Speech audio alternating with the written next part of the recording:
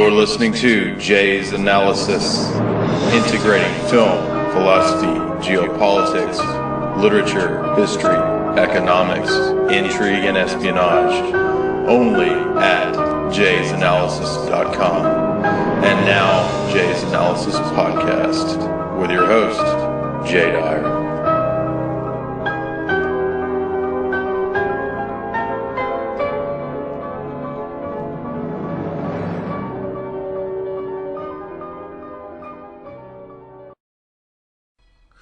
Welcome to Jay's Analysis. You're listening to our continued breakdown of Plato's Republic. We've gone through books 1 through 4. We've seen quite a bit of fascinating information. And you can find those lectures at JaysAnalysis.com under the podcast and subscription section, where there, if you are a subscriber, you can log in with a password to receive all of the archives and interviews and talks.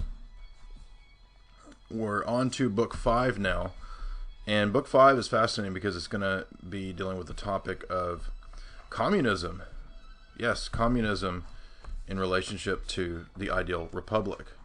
Why does Plato teach communism? Well, we're going to see, as well as quite a bit of other fascinating details that will show how far Plato's Republic is actually the background to modern government, modern political theory, and the modern political state. The abolition of family and private property, an idea that goes back at least to Plato, probably prior to that in empires past. But I want to tell you before that, one of Jay's Analysis' sponsors is MichiganMushrooms.net. They have the best organic Michigan mushrooms out of Michigan, I should say, that you can find.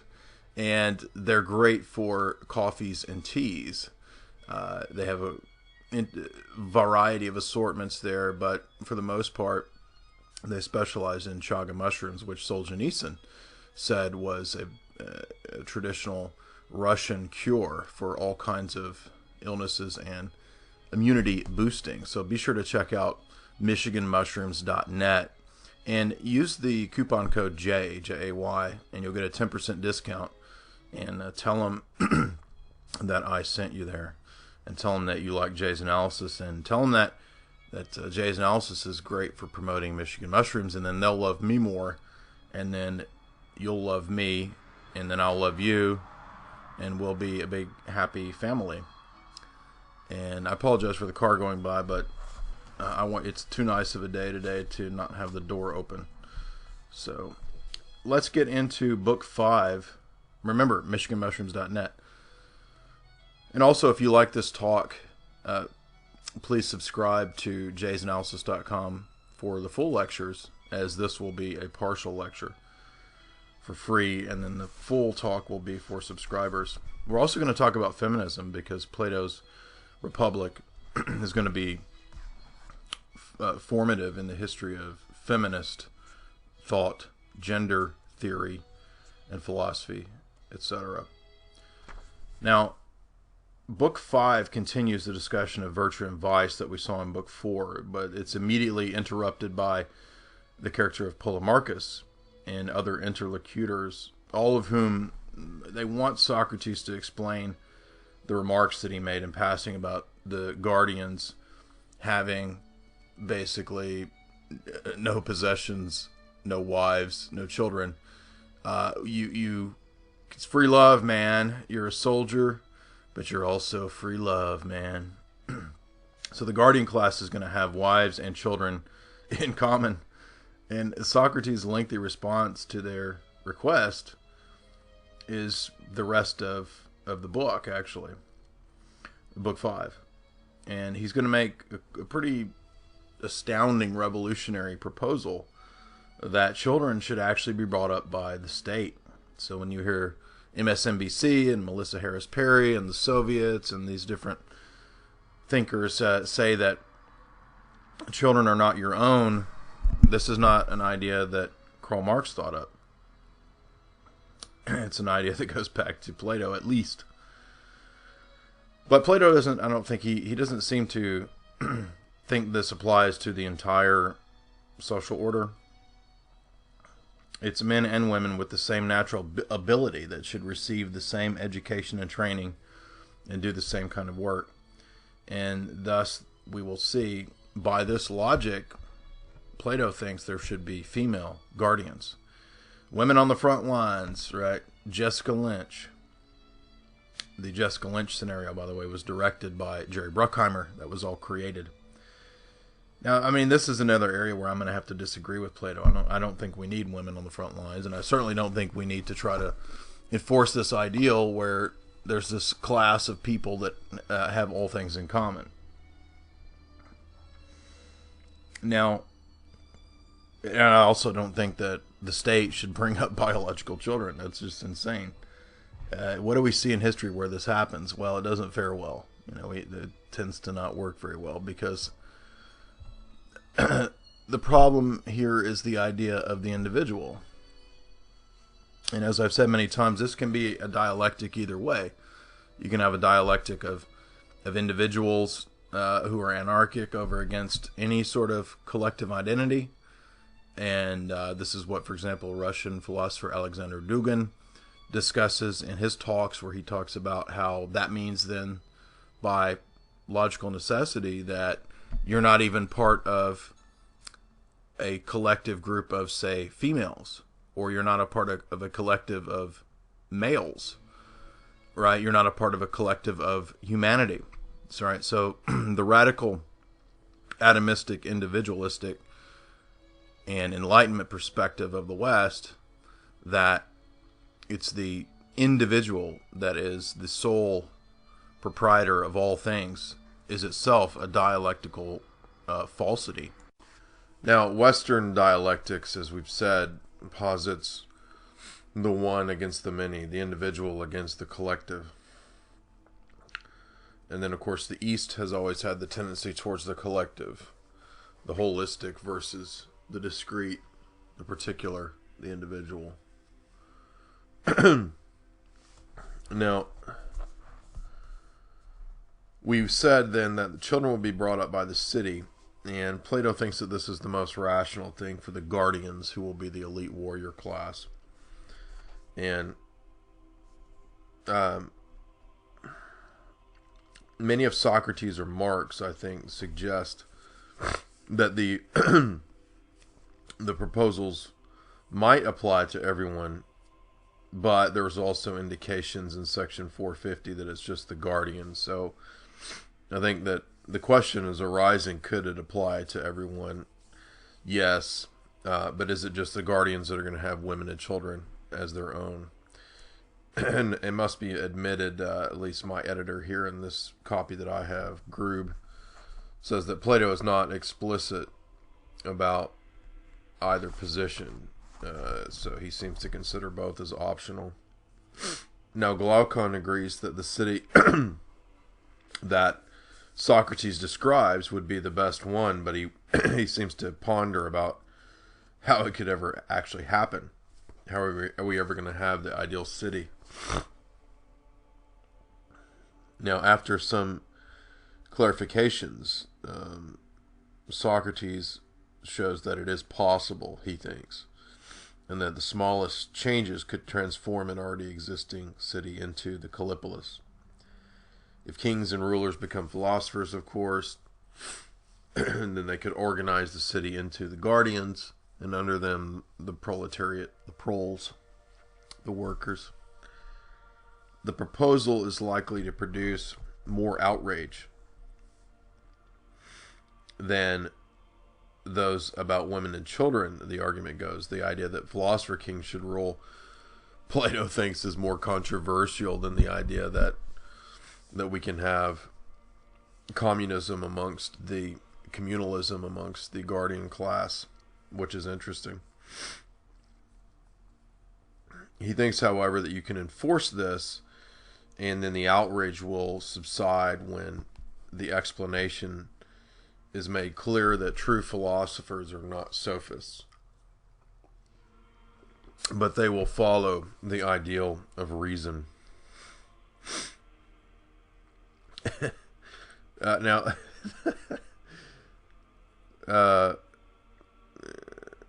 Now, why would he think this? Well, he thinks this because he thinks that only the philosophers have the access to reason. And I apologize, but my allergies are going crazy during this season, so I'll try not to sniff and cough as much as I can. So, reason is had purportedly by all humans to some measure, but then it's really the guardians that have a little more reason than the proles, the workers, and then it's the philosopher kings that have a greater access, the closest access to reason than even the guardians, because they're able to tap into the forms. And as we said, the forms are the ideal archetypes, the eternal blueprints and patterns that exist behind the things that we experience in our level of reality. Now this is this city that we're talking about, he thinks is the ideal.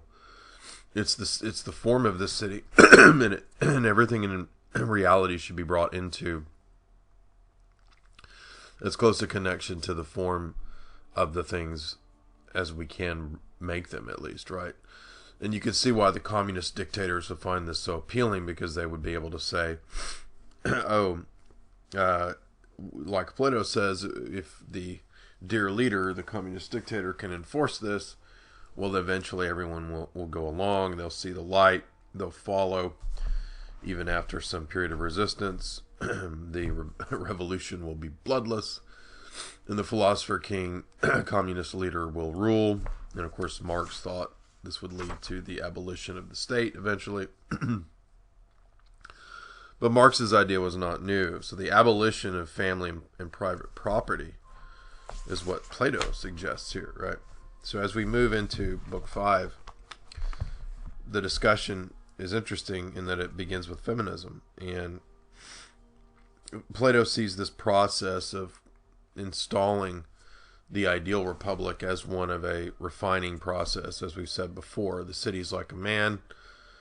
It has gold, bronze, silver, right? Just like the statue of Daniel's dream in the biblical book of Daniel 4, 2 and 4. And Plato thinks that involuntary manslaughter is not as bad as leading people into lies. So lying about something is actually worse than killing somebody accidentally, because lying shuts out reason, and reason is the highest human faculty, because it touches the realm of the forms. It's what moves people in the direction of absolute truth in the forms. And if there's absolute truth, then it stands to reason, according to Plato, that the state is the incarnation of absolute truth.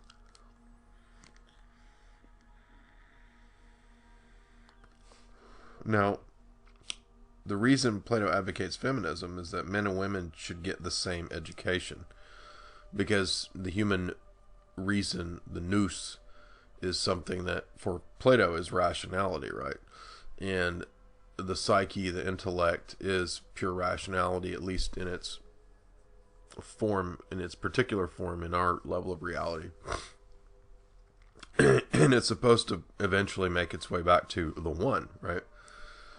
So the city is a kind of alchemical process, just like the individual psyche is an alchemical process, and it's a refining fire, like a metallurgist would put metals through. In the same way, the universe, I guess, and societies as a whole go through this process, Plato seems to think.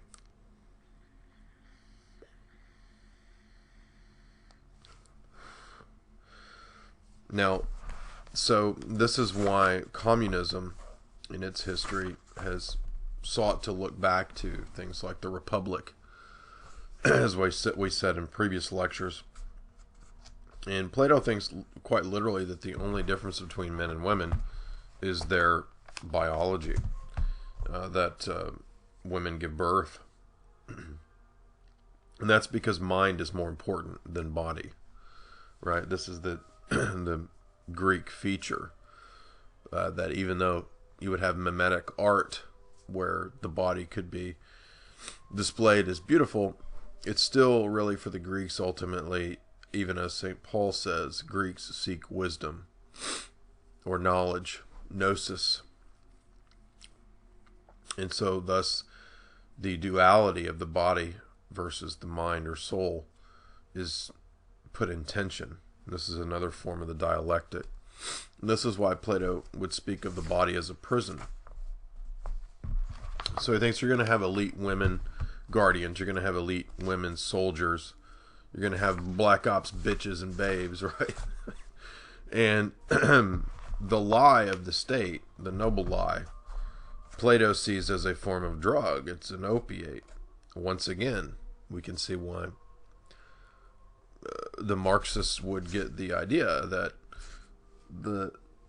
that religion is the opium of the masses. And so in the Marxist scheme, Marx is claiming to liberate, right, from these older notions of theism and superstition and so forth.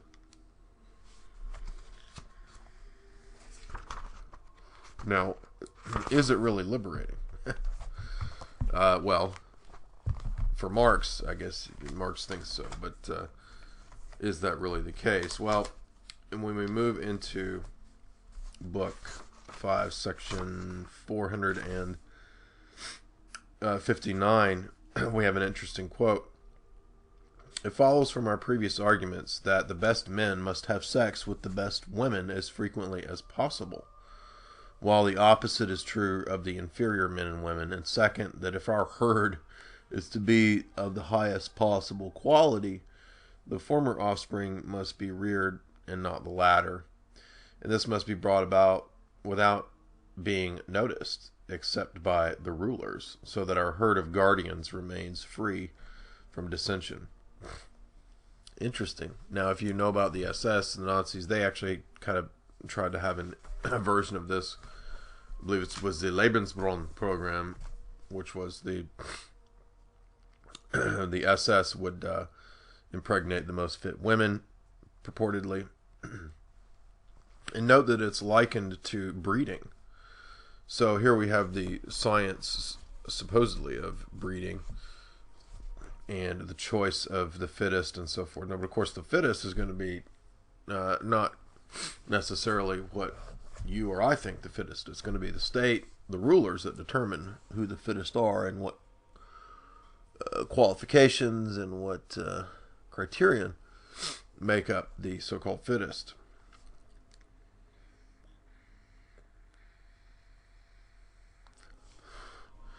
And isn't it funny that that this is really elaborate, right? It's a conspiratorial state, actually, because it goes on to say, after this eugenics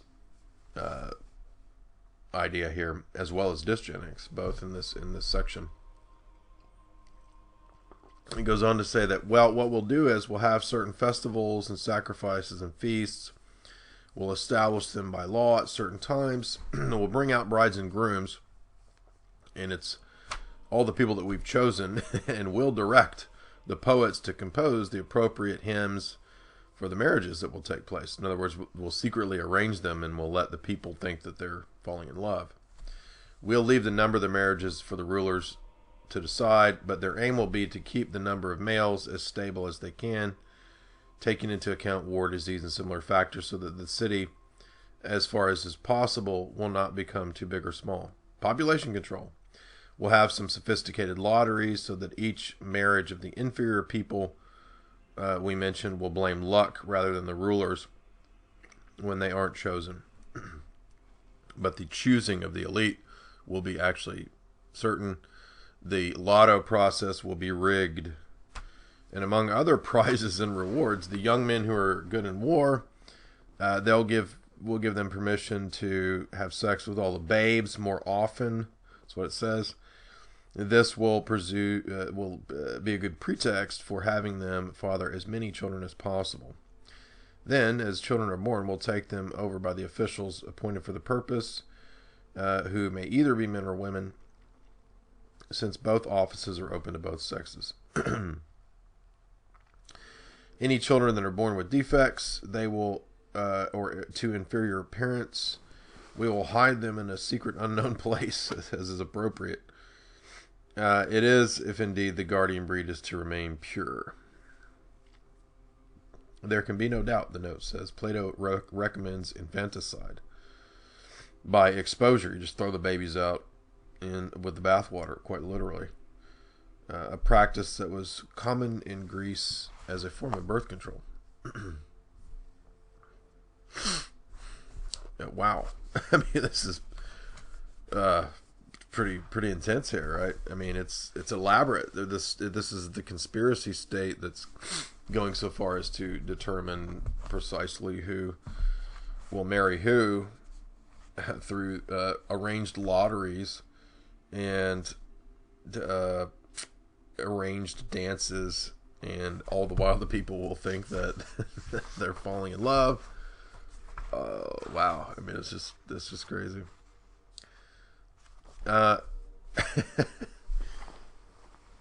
Did you know this? Did you know that Plato taught this? It's very much an elitist view, for sure. There's no question there. That doesn't mean, however, that I think that there's nothing true about breeding. But the problem is that humans are not just beasts. They are made in the image of God, I believe. So, Plato, however, thinks that the state is one big gigantic body, big organism, and that you as an individual are merely a cell in the organism of the body of the state. You're an organism of the state.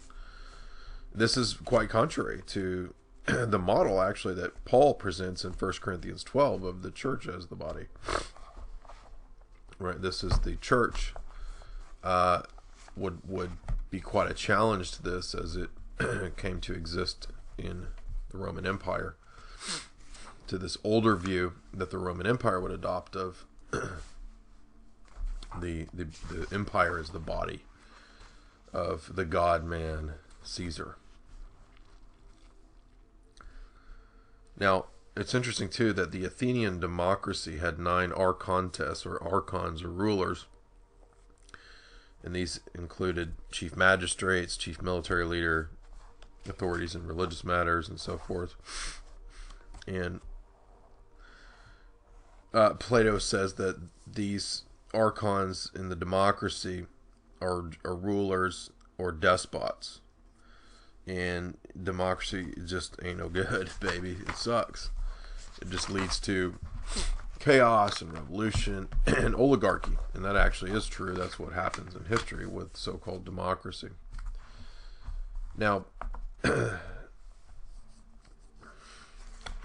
Plato sees different natures in men. He says some have silly adolescent ideas of happiness. Some of them are more like dogs. And much of it is like the tending of animals.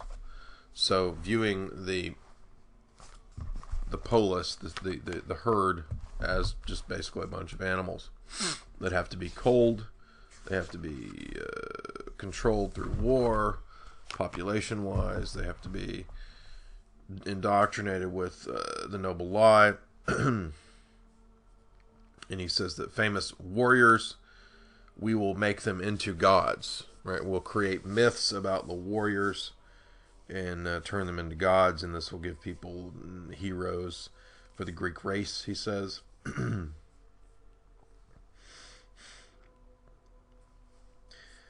And, you know, again, it's Plato sees the mass as a bunch of animals, a herd of dogs. I don't know if the dogs come in a pack of dogs, a herd of cattle that have to be tended, they have to graze, they have to be coddled, and you have to give them, you know, love and affection, which Daddy State will do through the religious mythology that will be created. Sometimes there may be wars and civil wars, and this will have to be dealt with.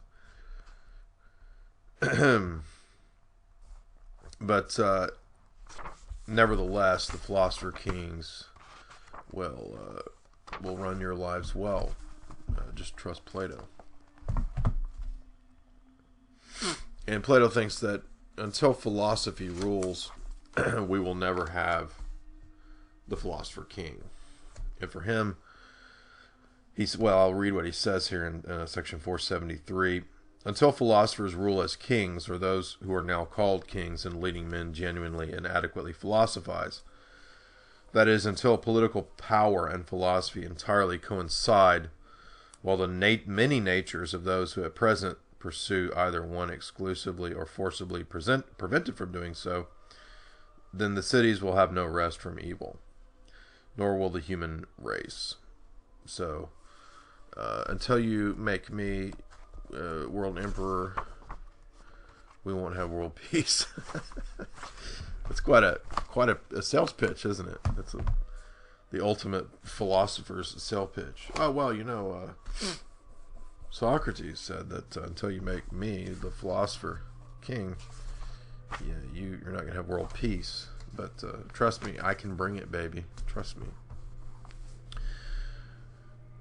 Well, and why does he think that? Well, because he thinks that philosophers really are the only ones that love what's true. Workers are worried about working and making a wage in their craft. Guardians are worried about the virtues of warfare and courage and fighting. And they don't have time for, sitting around and tapping and touching into that realm of forms. They got other stuff to do. The philosopher, Plato thinks, has seen the good itself. That is, he's looked towards the one, tapped into the realm of the forms, which is the one, the monad, the source of all everything ultimately, but the source of all truth particularly.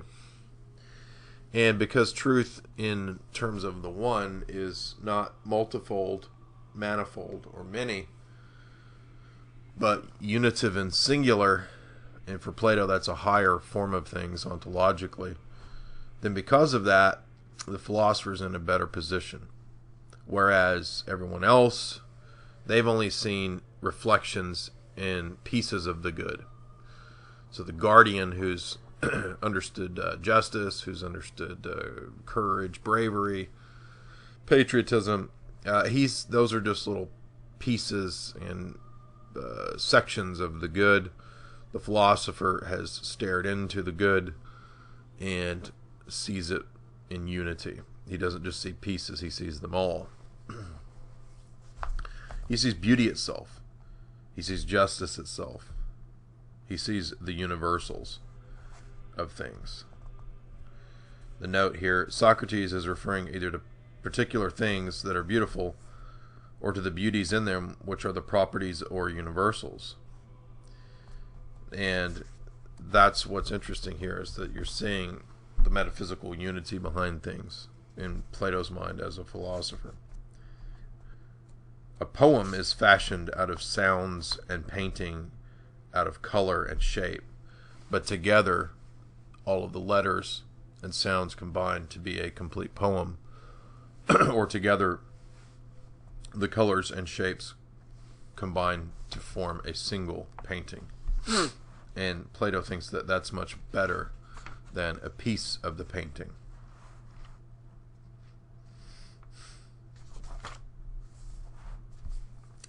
Another interesting distinction in Platonism is introduced here.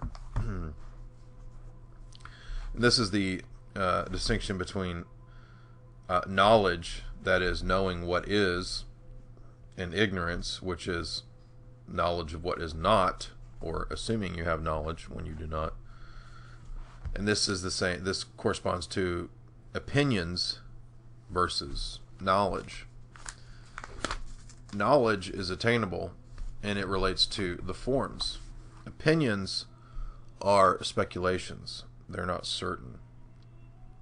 It is important to note that the argument that follows is intended to convince lovers of sights and crafts, that is, workers and so forth, that they have opinions of things. You don't have knowledge.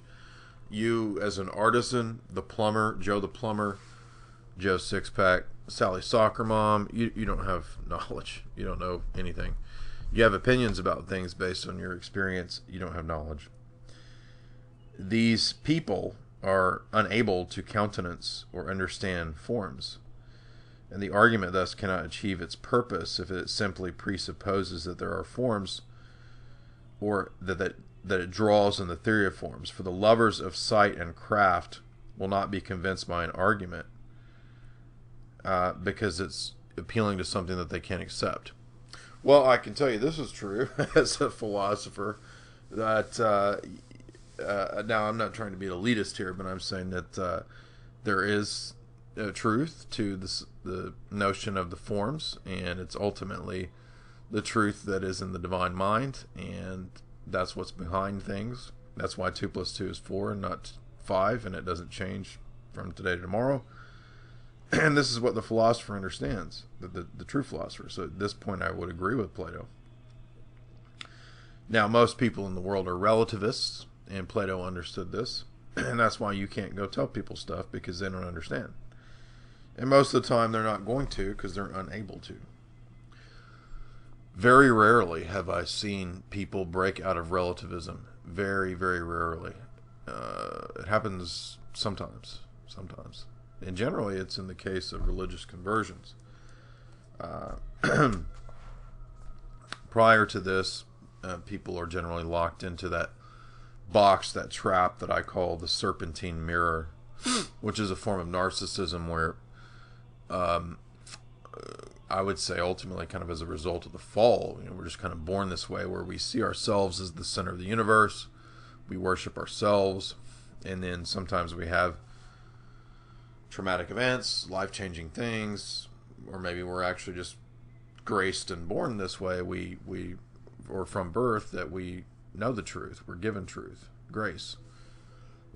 And we understand that the lie that we think will give us the easy way out, that there's nothing true, is actually the very thing that's keeping us in our chains. And that's why things are so screwed up today, and probably for the most of history, is that the majority of men don't believe that there is anything true. They think that truth is relative. It's like what Pontius Pilate said to Jesus: what is truth? Truth. There's no such thing as truth. It's all just subjective. It's, you got your thing, I got my thing, and who knows there's nothing true. Interestingly, Plato doesn't believe that. Plato is not a sophist. And this is a big error that people have when they say read the Apology, which we covered in a previous lecture a year ago. The Apology is not about saying that nothing's true. Right? This is the erroneous assumption that people have who've never read Plato, and then they just read the Apology and they think that Socrates is saying that you can't know anything because he's humble and the oracle told him he's the wisest man, and Socrates says, well, why am I the wisest man? And the oracle says, because you don't claim to know. Right? Now, on the surface, it might sound like that means he's saying the surest way to wisdom is relativism. No.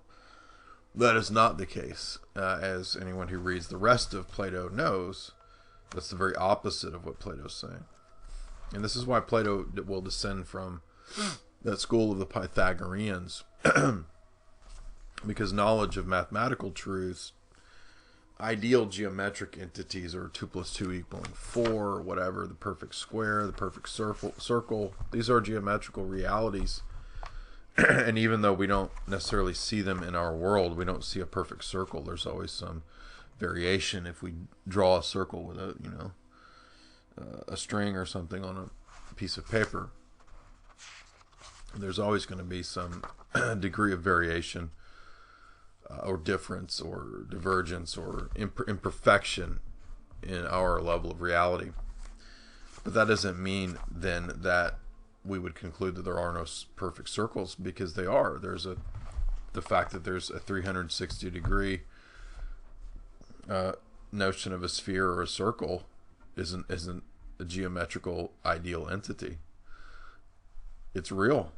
Otherwise we couldn't talk about a 360 degree circle. But where do you see a 360-degree perfect circle? Well, you don't see one. Except if you consider the fact that where your eyes look in your vantage point, if they turn all the way around, it's a perfect 360-degree circle. Yet you're not actually perfectly tracing it out with your eye. However, it's pretty obvious that the complete circle of your vantage point is 360 degrees. Think about that.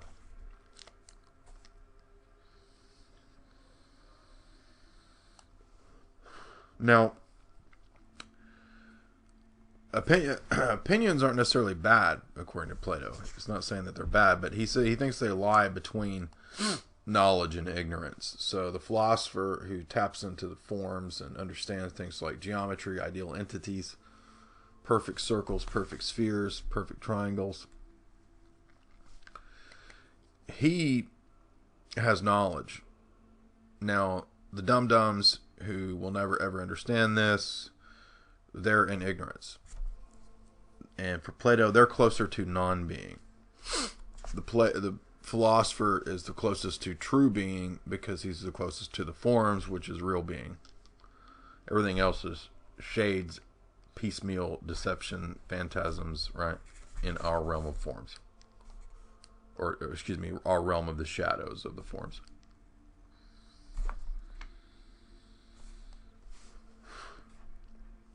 Now, this is an interesting section where we have the discussion of metexis, which is the idea that one and many can participate in one another without losing their particularity or their identity, or the substrates or the properties being mixed together. What do we mean by that? Well, I can look at a table and understand that a table is a singular unity, a single table, made up of a bunch of different things, like this piece of wood, that piece of wood, that leg, this leg, so forth.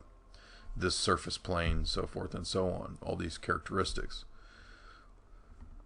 None of the individual aspects, parts, or characteristics of the table lose their identity by the fact that they're participating in this totality or unity of table.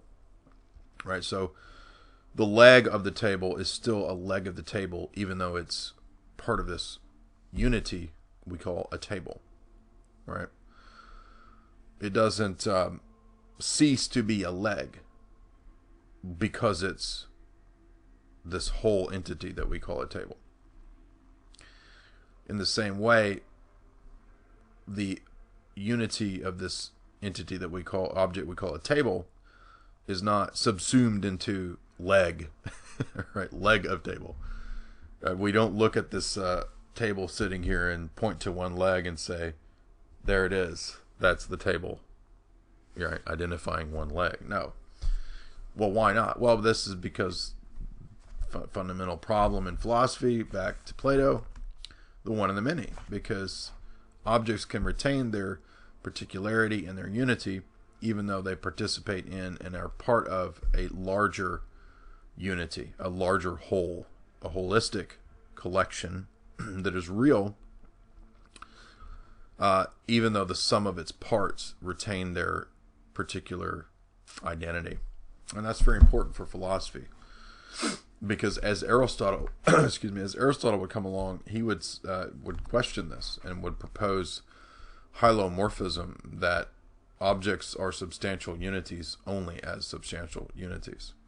So the table is not, there's no such thing as metexis. The table is just the object and the characteristics that we see as secondary qualities, similar to what John Locke would say in the Enlightenment. Yeah, I believe Newton as well in that regard.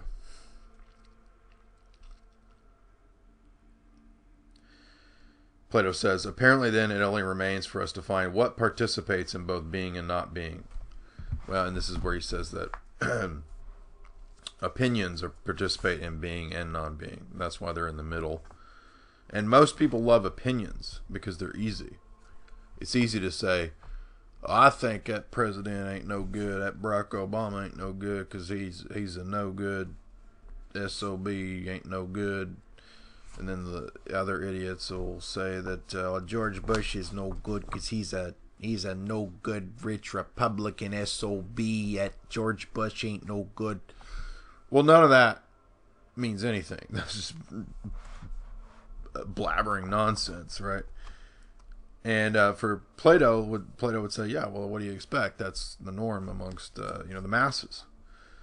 We've now discovered, it seems, Plato says, that according to the many conventions, the majority of people think about beauty and other objects and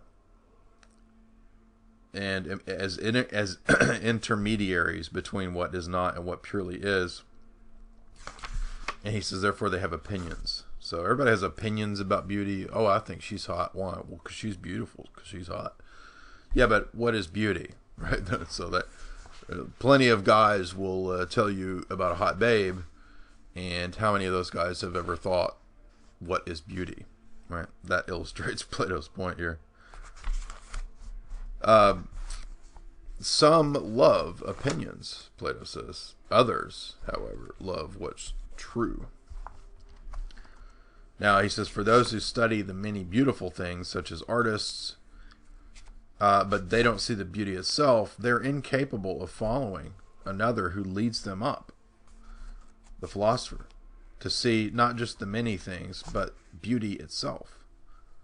And so with these people, we shall say, they have opinions, but no knowledge of anything that they opine about.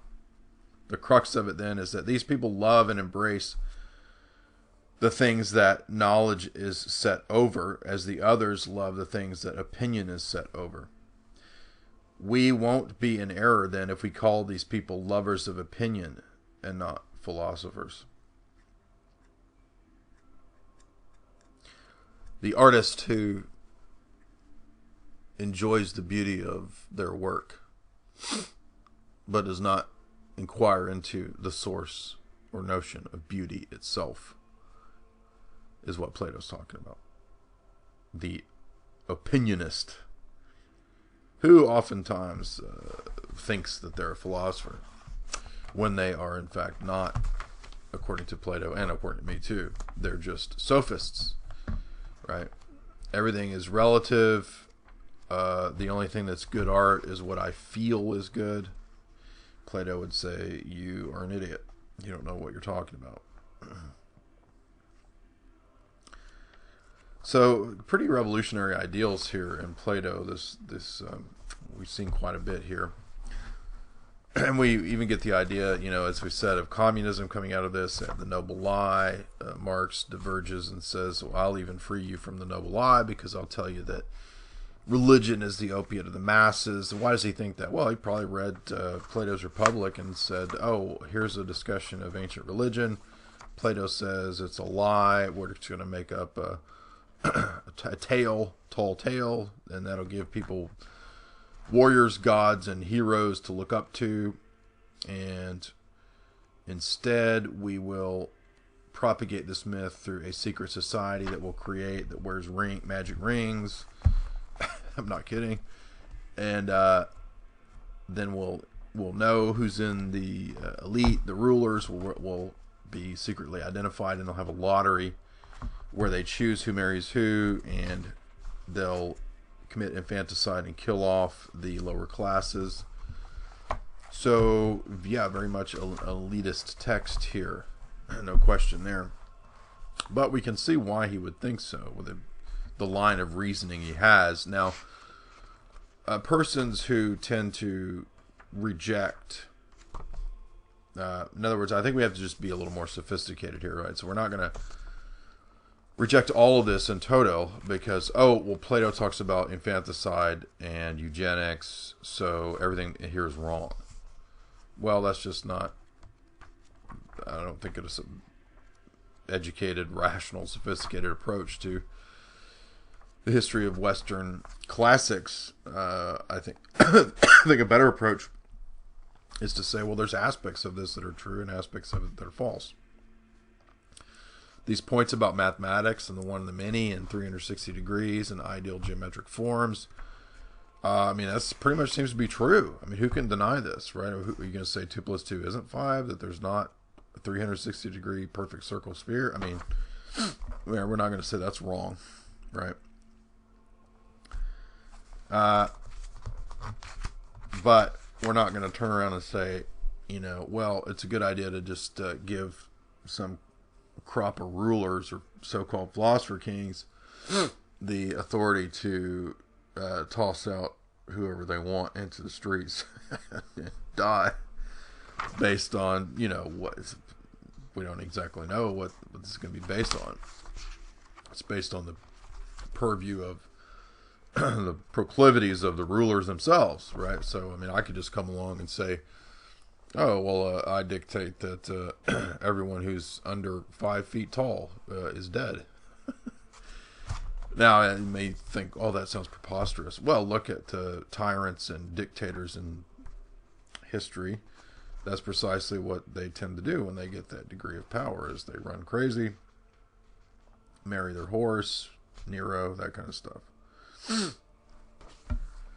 So that concludes book 5, and we've got quite a bit more here that we need to delve into, but upon reflecting here is that we're starting to see the consistency of the logic that we followed from the beginning of the book with the questions that were originally raised about the ideal state, how it's based on the realm of the forms, how the philosopher king is at the top of this pyramid, the proles at the bottom, how this all fits together into a unified whole. We've seen elements that tie into things like the art of war, the religious mythology that's created, the noble lie, as it's called, and ultimately it's supposed to be the anthropocosmic macro-micro mathematical state. So if you want to know where the technocracy comes from, the technocratic state, well, it derives from Plato's Republic, right? Where everything is in its place. Everything in its place. If you heard my discussion of the film Snowpiercer on my radio show, then you'll know that that's exactly what Wilford created in his controlled biosphere train, the Snowpiercer. Everything in its place, the control of population, including infanticide and culling of the dog herd of the workers. It's just so over the top. I can't help but laugh. Now, but you have to keep in mind too that this is all connected to Pythagoreanism and to the realm of the forms, which is the realm of mathematics, the realm of the nous or noesis, which is understanding, and then we have the realm of discursive thought, which is dianoia, and then we have the realm of belief, pistis, faith, right, which is what kind of be the opinion, and then we have imagination, eikasia. Those are the Greek terms.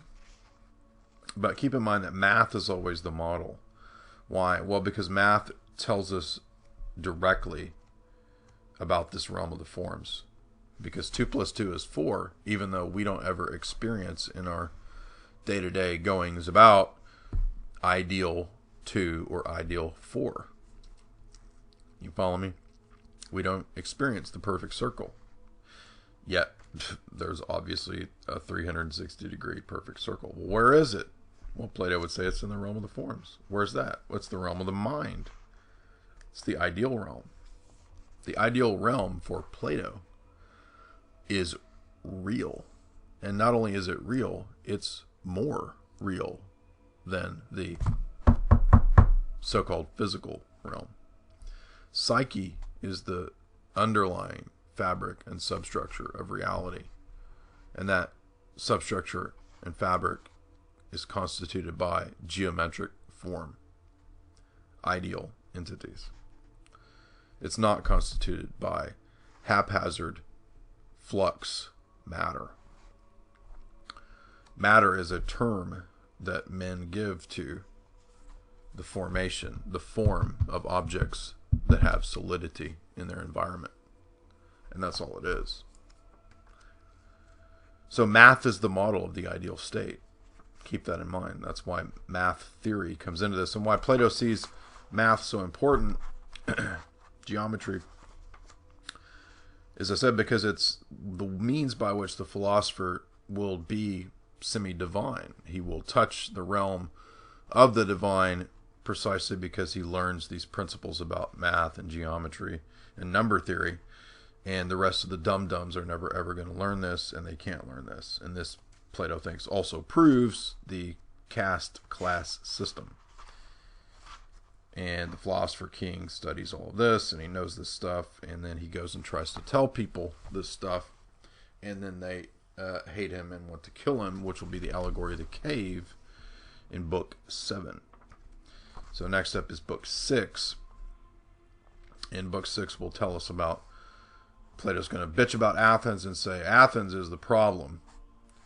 That's the real problem, why we can't get anywhere, because that city is full of no good dum-dums, and no city wants a philosopher king because they are mistaken about what it is and what it means. They think it means just guys bombastically telling them what to do, and they don't understand that, no, they're actually following rational principles of mathematics, right?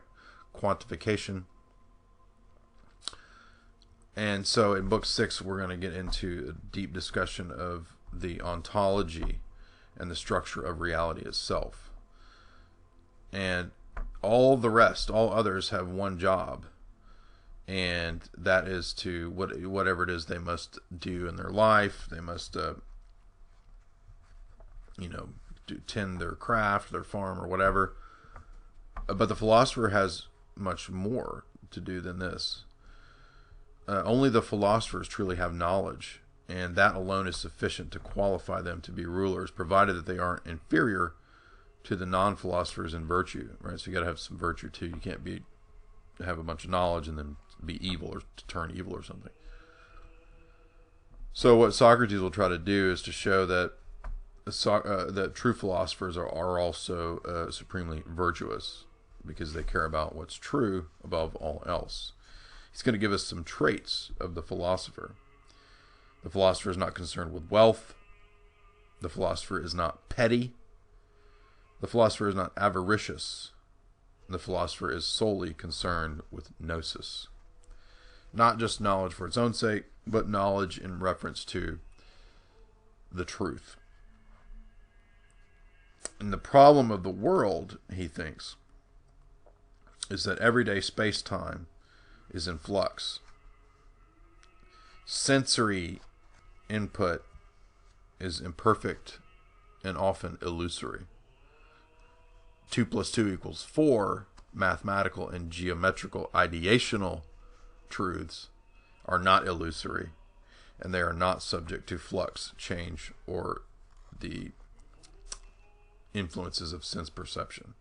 There's no sense perception that you're ever going to have where you discover, oh crap, I didn't see that correctly. Oh, I see. Yes, actually 2 + 2 is 5 now. I missed that on that sign over there. Yes, I see it now. 2 + 2 is 5. Excuse me. No, that will never happen. Why? Well, because Plato says that right there proves my basic philosophical position. Now, the nature of the philosopher can be corrupted, so this is something we have to be worried about. And this is what Plato is going to explain for us in book 6 as we look at the ontology and structure of reality. You've been listening to Esoteric Hollywood. I'm your host, Jay Dyer. No, actually, you're not listening. I don't know why. I get mixed up about which things are which. You're listening to JaysAnalysis, not Esoteric Hollywood. And we've been talking about book 5 of the Republic, where we learned about elitism, the SS Lebensborn program of Plato, communism, and opinions, knowledge, and belief.